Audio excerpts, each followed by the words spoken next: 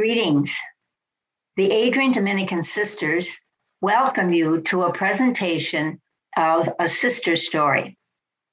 I am Sister Peg O'Flynn, and today we're having a conversation with our Sister Andrea Balconis, who is presently residing in St. Lucie, Florida. Now, Andrea was formerly known as Sister, what was your? Joseph Andre. Yeah, Joseph Andre, for a short time until we changed our name. So some of you may know her from Sister Joseph Andre. Okay, so welcome, Andrea. This is a special time for us in 30 minutes to tell your life story.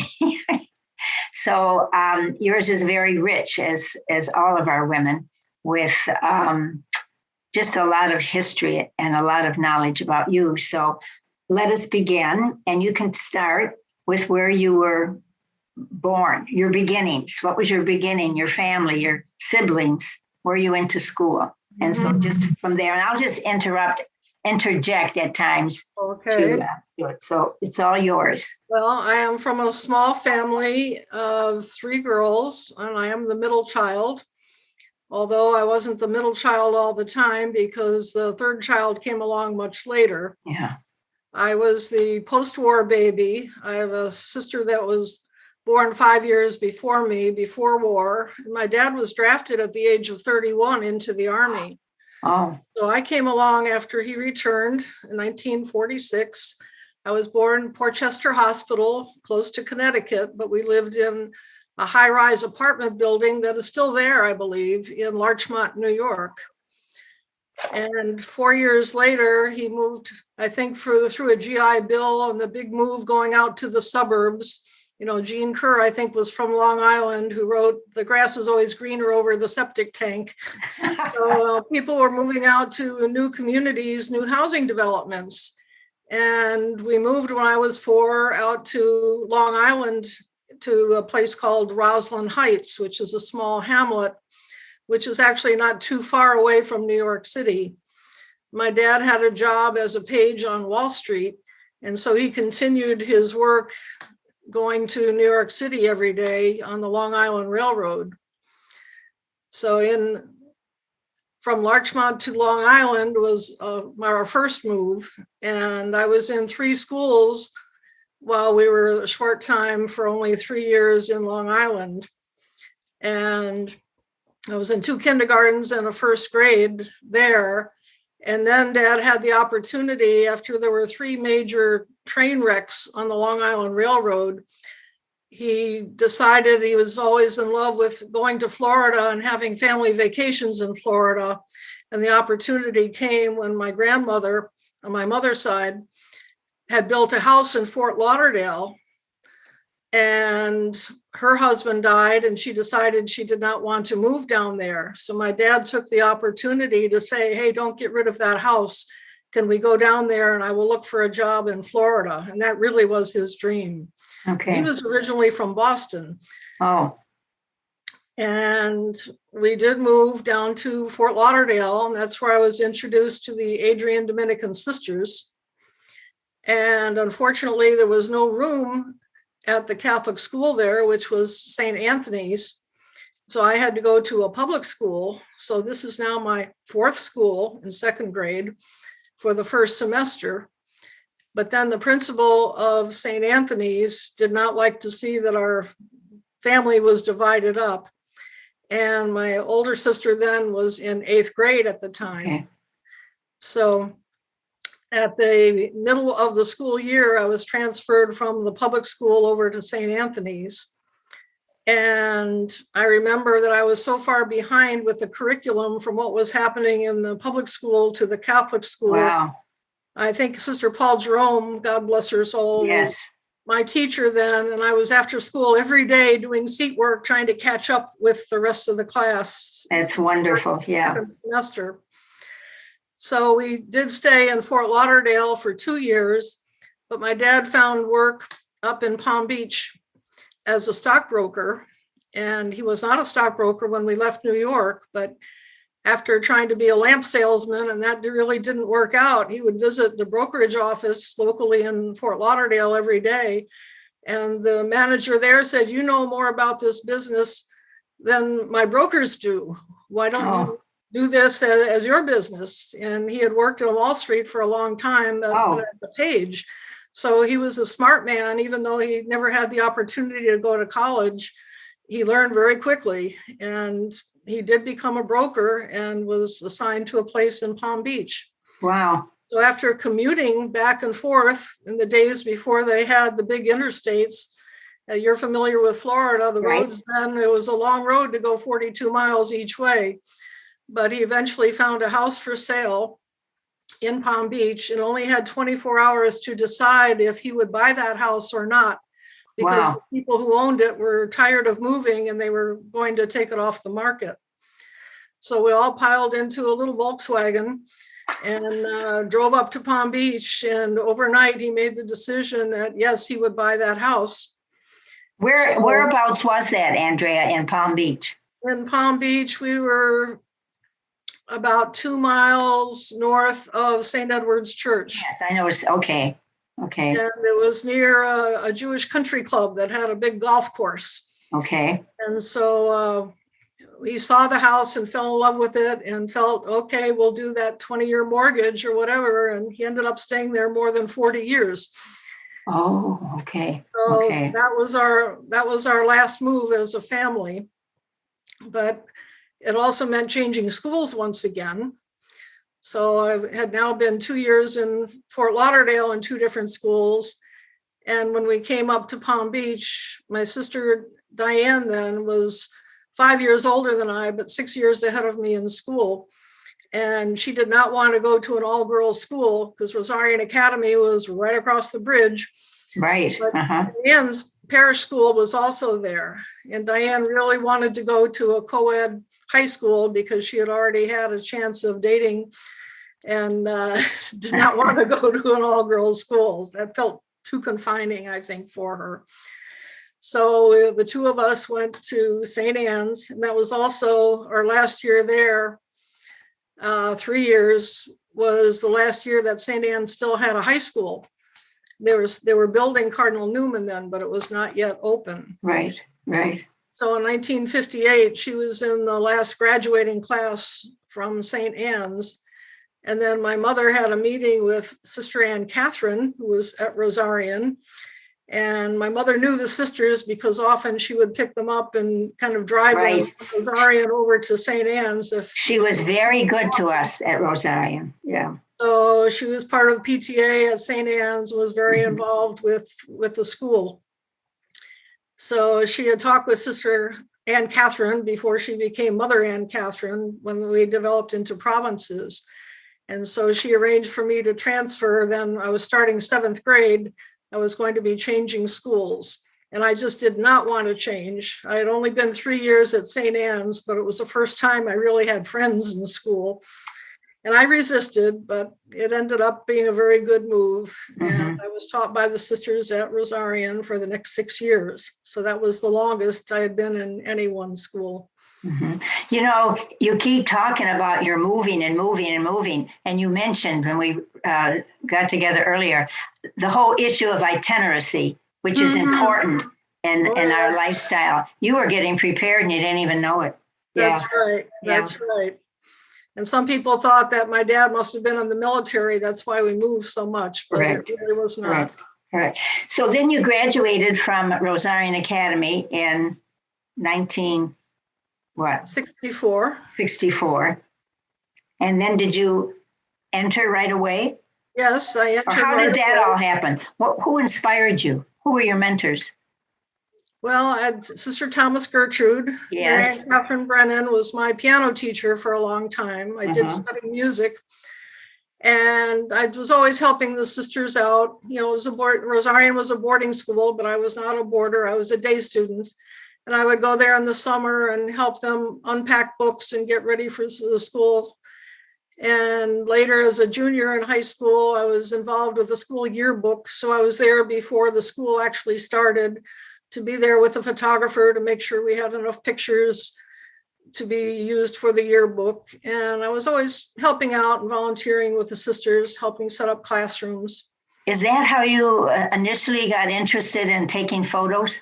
Because you're very good with your camera. Yeah. Yes. As a junior in high school, I was invited to be on the school yearbook and become the editor. So I would follow the photographer around. I didn't know much about taking pictures, but I became very interested in that. Yeah. Mm-hmm. Mm-hmm.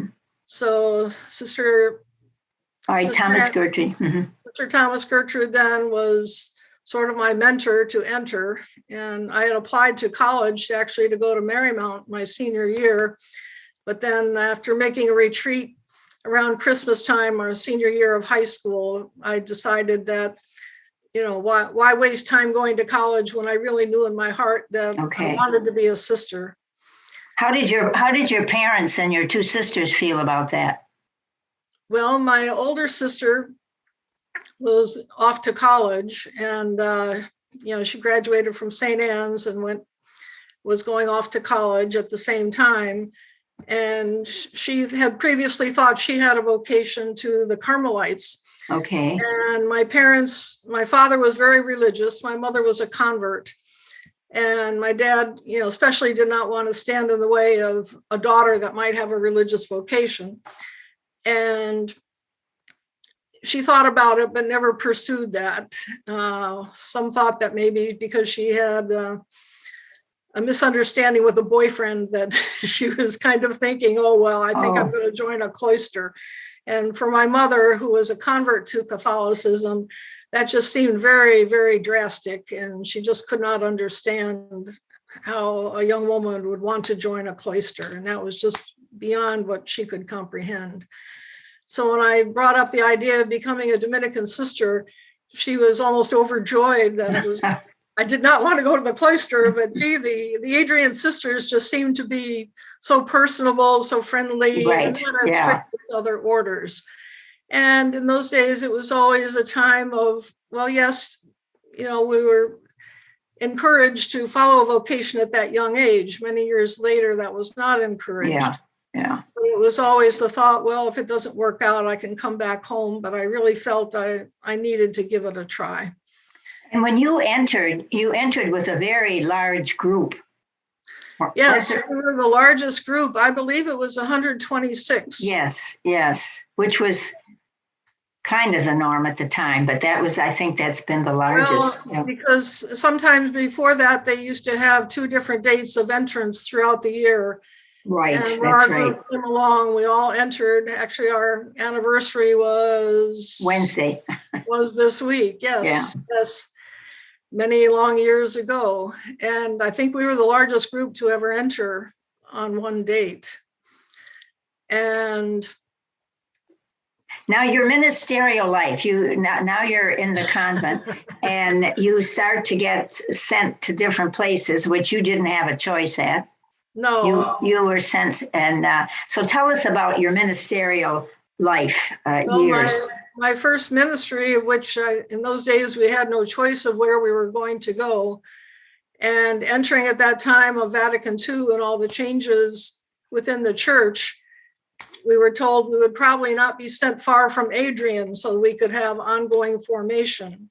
Because when we entered, we were still wearing the full habit, and other changes were slowly taking place where the office was being changed from Latin to English. And then later the habit became modified, and many people who kind of signed up, so to speak, for religious life, when they saw these changes, they were not happy with it. It's like, this is not what I thought I was entering. Mm-hmm. And it was difficult in those days, but I was sent out to the Bahamas, to Aquinas College in Nassau, Bahamas. And I thought, this is far, far away from Adrian. But Sister Clarita Marie Young was principal of the school in the Bahamas at Aquinas College, the high school. And so I think our congregation felt that, she had been in formation so that some of us young sisters were safe under her care. Mm-hmm. So I did spend 5 years there the first time around. Teaching in the high school. I was teaching math and science, and got involved in all kinds of different activities with yearbook and other things. I even took a life-saving course so I could teach swimming. Oh, good for you. Uh-huh. So there were all kinds of extracurricular activities and being in charge of a yearbook and whatever. And then after 5 years there, it was time to think about making final profession. And it was kind of advised to those of us who had entered in those years to not make it after the usual 5 years, but to wait a little bit longer to discern our vocation. So I did take time off to do a 30-day retreat. And I also finished up my bachelor's degree because it took 7 years to get there. I went to Barry to finish up in one semester. And my major was in mathematics with a minor in chemistry. So when I went to study at Barry, I looked around Florida and found that there was openings for a junior high school teacher in Fort Pierce, Florida. Oh, okay. So I kind of planned, thought, well, that would be, my family was delighted it was close to home and things were easier then. We could visit home without having to wait 3 years in between. Right.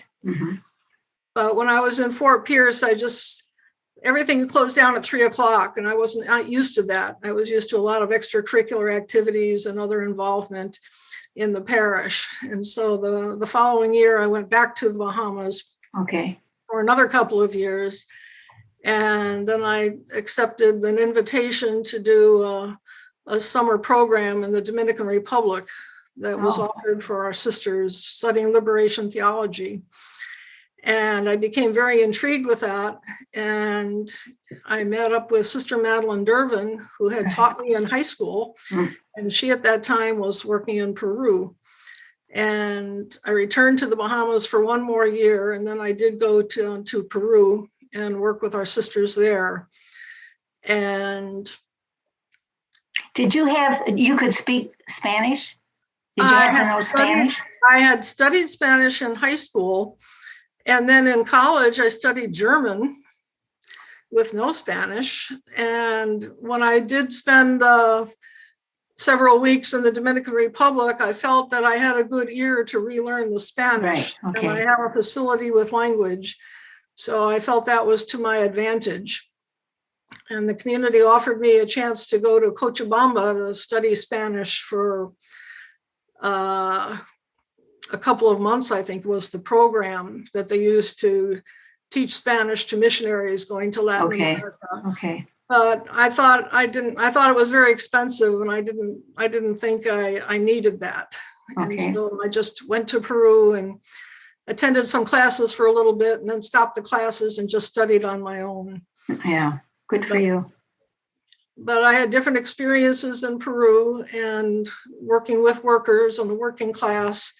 And then things with liberation theology and the bishops there caused some tension. So I returned to the States to study theology at Boston College. Okay. And while I was in Boston, during my second year there, working toward a master's, which they thought was appropriate because I had not gone for a master's degree yet. And Sister Roseanne Schlitt invited me while I was in Boston to join her in her next mission, which was going to Nicaragua. That was a time after a big revolution in Nicaragua. The dictator had been ousted by new leaders in the country. And Roseanne had gone there for a few months, invited by the Conference of Religious of Nicaragua to other Latin American countries. So she invited me to join her. And when I asked, what would we do? She said, I don't know. Well, I did not expect that response from her. And she said, we can go there and find out how we can respond after we evaluate the needs. And that seemed to be such a change in attitude from our congregation, even to go to a place and not have everything written down to say, we're going to do this and this, and this is the plan, but to actually go there and explore the needs and see how we could answer them. So I did accept that invitation. And we ended up doing various works of ministry there. The main one was starting a sewing co-op. And my mother really laughed at that one because I was not a seamstress. She said, you who would use masking tape to fix the hem in your habit, you're too sewing. Well, I found I was good at fixing the old treadle sewing machines, of which we had a dozen that were donated to us by a conference of religious down in Nicaragua. But I became involved in many other prison ministry there. And also there was a big health campaign in the country of trying to vaccinate all children. And suddenly I found myself one day giving vaccines to children because the doctors had to leave. And I never had any nursing or medical background, but when you're faced with the necessity of, we still have another 100 kids in line here, and the doctor has to go. It's like, here, you can do this. And so, you did it. And I did it. And from little babies to 5-year-olds. And it's amazing what you can do when the situation demands it. That's right. Oof. So I became more interested in the medical needs of people in the country. Attended a disaster nursing workshop with some Maryknoll sisters that went to the neighboring country of Costa Rica to study with them for a short course. And we also became friends with a Mercy sister who had come down from the States to serve in a hospital in another part of the country. And she would come visit us on weekends. And I became more and more interested in studying medicine with her encouragement. And I felt that was something that might be possible.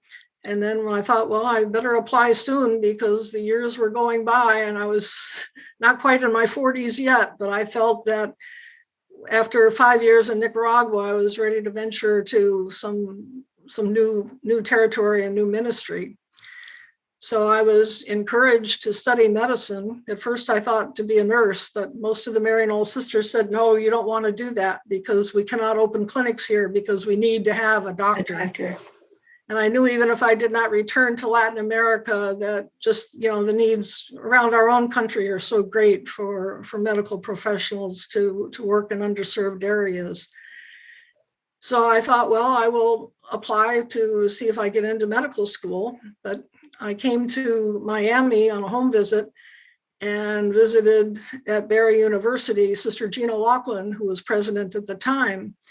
And she had helped develop a sister school program with a university in Grenada to have a medical school, where 2 years of the school were students attended in Miami and the other two years in Grenada. And I thought, well, I got to have a plan. I can't just do this on my own. I have to submit an application to our congregation. And years were going by and I wasn't getting any younger. So I thought, well, I will aim for this. Go for it. Yeah. Well, I'll go for the top and see what happens. Even though many people were trying to discourage me along the way, saying it was, too long a journey, et cetera, or too hard a task. And I did not have the background in biology or the other sciences except for math and chemistry. So I had one class in botany and I thought, no, that's not going to get me very far for medical school. But with all things as Dominicans, we kind of plan our education. That's right. That's right. Talking with the sisters at Barry, they said, yes, we have a good pre-med program here. They had a very famous nursing school. But I thought, I don't want to aim to be a nurse. I want to be able to do more than that. So as luck and prayers and God's will had it, I did get accepted by the congregation, by the studies board. And I did go to Barry for 2 years. And when I first went to Barry, I was told, that sister school program in Grenada no longer exists. Good. After our country had a little dispute with Grenada, and that was no longer available. And I thought, well, I am here and I'm going to proceed with my studies and leave it in God's hands at the end of this 2 years of pre-med to see where I go as the next step. Uh-huh. So when I finished the 2 years of pre-med, I applied to 5 schools in Florida and did get accepted at University of Miami to and to study. And I went into residency there also after 4 years of med school. And I started med school at the age of 41. So I was one of their non-traditional students. And our class that seems so young now, doesn't it? It does. It does. As you look back on that, it's like, oh my gosh, especially now, like 30 years later. Yes. Like, where did the time go? So I did go to University of Miami, and I applied also to their residency program. And I did that in family medicine because I thought wherever I am sent or wherever I go, I can, help out with pediatrics, geriatrics, and obstetrics, gynecology, and there are actually 7 different disciplines. And people think family medicine is so easy, and it's not at all. It's interesting. 7 different disciplines. Yeah. Different disciplines within that. And while I was in my last year of studies there in my residency, I get a call from Sister Dr. Marilyn Aiello, a Cincinnati Dominican who was working in Marks, Mississippi. And she said, we have a clinic here. And she said, I went to some meetings and I was looking for a doctor to come and replace me because I've been here a long time and I need to move on. And she kept hoping that some young medical students would come there and just be enthralled with that environment and offer themselves to work in this small town of 2,000 people. Wow. Uh-huh. I think while we were there, they got 1 stoplight. So it was a very small town, had a very, very small hospital with about 15 beds, but they were 20 miles away from a hospital that had about 200 beds. So the hospital in Clarksdale was her main hospital. Really mission territory, wasn't it? Truly mission territory. Right. Uh-huh. There were sisters there from 2 sisters from Cincinnati that worked there at a clinic. And there were other sisters from her congregation that did social services that were there. And there was another sister, her group now is, I think, Dominican Sisters of Peace from St. Catherine, Kentucky. And there was also a nurse practitioner from the Dominican Sisters from Racine, Wisconsin. So it was like all these Dominican sisters were ministering in this very small town of Quitman County in the Delta, very poor area of our country and of the state. And somehow they all kind of landed there, by word of mouth and invitation of one group to another. And Andrea, that's interesting because right now, as we're looking at all these Dominican congregations and coming about and being one, I mean, it's been going on and we've been involved together. That's interesting. That was back in 1994 when I finished residency, and I accepted an invitation to go there and to look around and see if I felt that was a good fit. And I did go with my housemate, who is still with me now, Sister Yolanda Pomonte, and the 2 of us worked at the clinic there. That's interesting. After working in Miami at that big hospital, University of Miami, and to that, the whole area, then going to this little town. Well, it was a little town, and we were only about 6 blocks away from the clinic, but I ended up putting on my car about 100 miles per day. Oh, mm-hmm. Just driving back and forth to make rounds at the hospital at 5 o'clock in the morning, and then to be back to open the clinic at 9 o'clock. And then at noon, there would be meetings back at the hospital. So it was a 40-mile round trip. And usually I was at the hospital about 3 times a day because we did not have hospitalists back in those days. No. Family medicine doc was expected to do their own admissions. And there were not too many exceptions to that. Mm-hmm. So I would frequently get a call from the emergency room just as, our clinic work was over, and they'd say, the doc in the emergency room called me a Bahama mama because of my experience in the Bahamas. Right. Like, hey, I have one of your elderly folks here, I think is, I'm having a heart attack or a stroke or something. And by law, I had about 20 minutes to get there to see them. So I just couldn't say, well, I'll go see them tomorrow. It was I was expected to show up and do the admission myself after they were stabilized in the emergency room. So it was a very busy practice. We also had a clinic in Sledge, Mississippi, And I was also preceptor for a nurse practitioner in Jonestown, Mhm. for a sister from a different congregation who ran a clinic there, but needed the supervision of a doctor. So I would go there once a week. So you were very involved there. And, you talked earlier about how old you were when you got this degree. And then the energy that you had, particularly in that little town, that you had to travel so much. How do you restore yourself, re-energize yourself? What do you do to get away when it seems like it's impossible in that little town to get away and rest? Well, it was hard to get away in that little town. Yeah. But for weekends, we would try to go someplace where we could go swimming. You care for yourself, right? I enjoyed nature. I enjoyed taking pictures. And actually, I remember it was the age of digital cameras that were first becoming popular. And I had gone to a conference because I was also sponsored for different ongoing education activities, because my experience in Miami and dealing with many patients who had AIDS or HIV, that became an important part of the doctoring in Mississippi, because aside from the university clinic in Jackson, Mississippi, which was about 3 hours away, there were at the time no other doctors really besides Dr. Aiello when I went there, who took care of patients with HIV. And when I went there, she said, I have about 3 patients, I think, with HIV. Do you feel comfortable treating them? And I thought, I'm coming from Miami, from Jackson Memorial Hospital, where they did a lot of research with the first place that gave HIV medicine to pregnant women so their children would not be born with AIDS. In Miami, 70% of the patients admitted to the family practice rotations had HIV. So it was estimated before we left that they said, well, wherever you go, you can tell them you have cared for about 1,000 HIV patients. So when she said, I have a handful of them, it was like, well, of course I would take care of them. That's mainly what I had been doing, because the infectious disease specialists were so overwhelmed. The people in family medicine and internal medicine had to take over that responsibility. So I became like the HIV doc in the area, and we applied for a Ryan White grant while I was there. Oh, you did. So we were the first clinic besides the university that had such a program.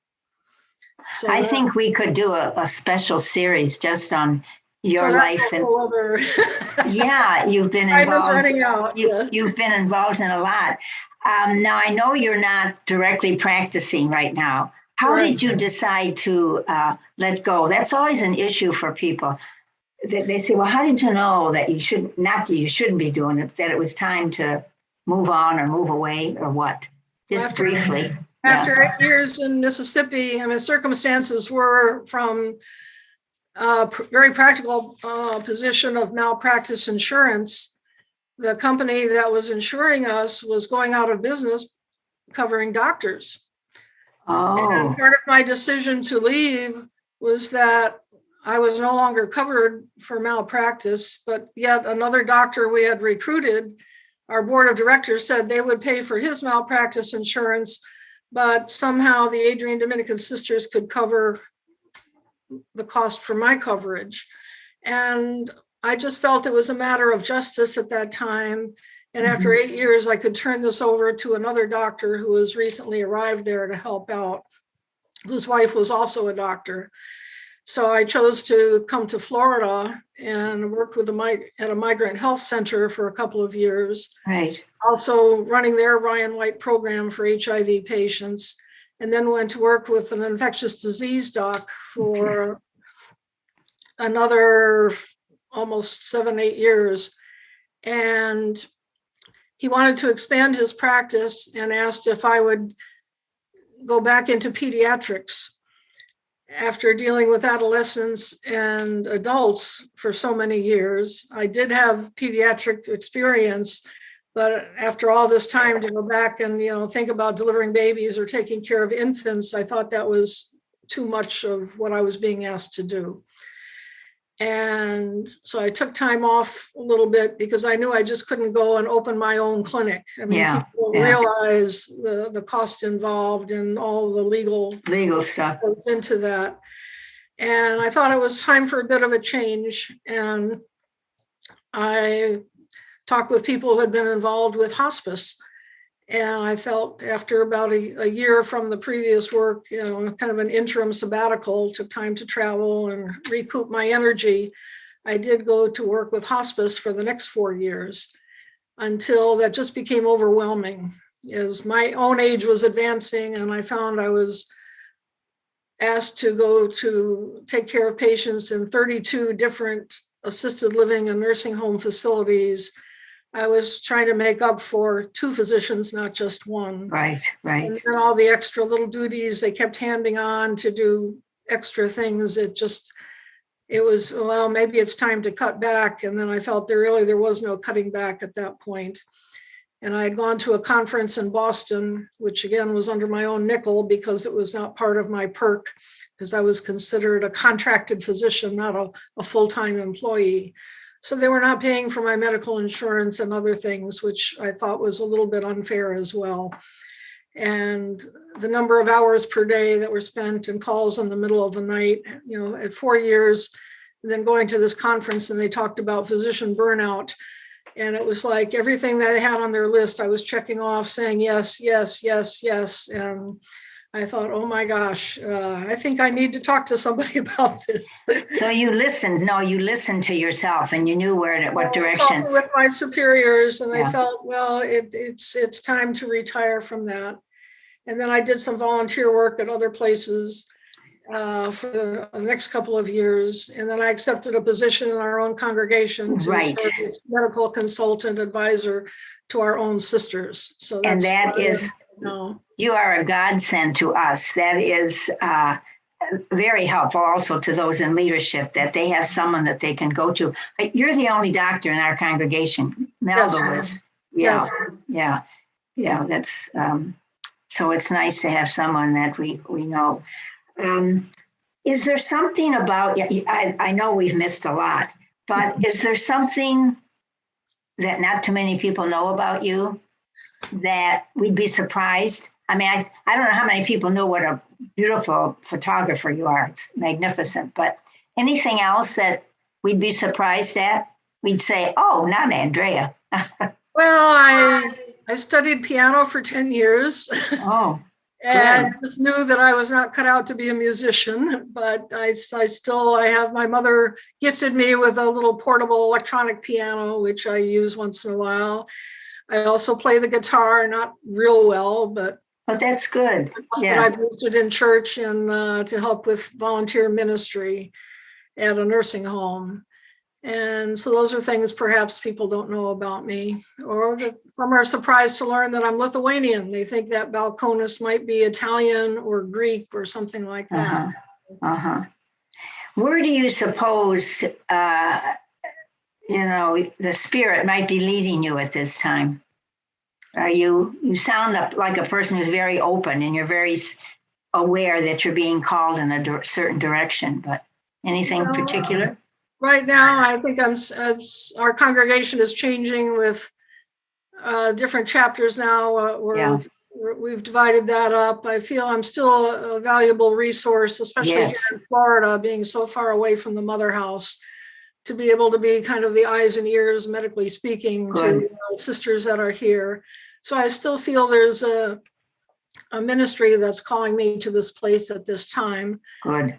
And eventually it may be returning to Adrian to work up there with our sisters more closely. Yeah. I feel I am contributing to their medical well-being. I've helped sisters move to Adrian since I've had this position the last couple of years. Yes. So I feel that I'm active in a different way, and trying to be active within our parish here in spite of all the problems we have with this pandemic, which kind of limits our involvement. Right.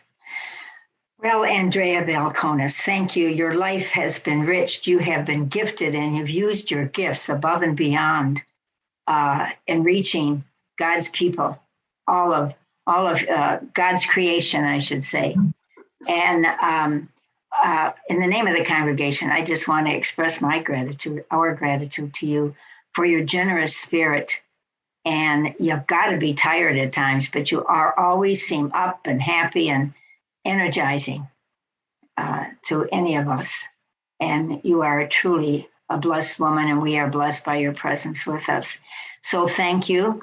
And you shall see this movie, this little interview. It'll be on YouTube as well as the congregation website in a few weeks.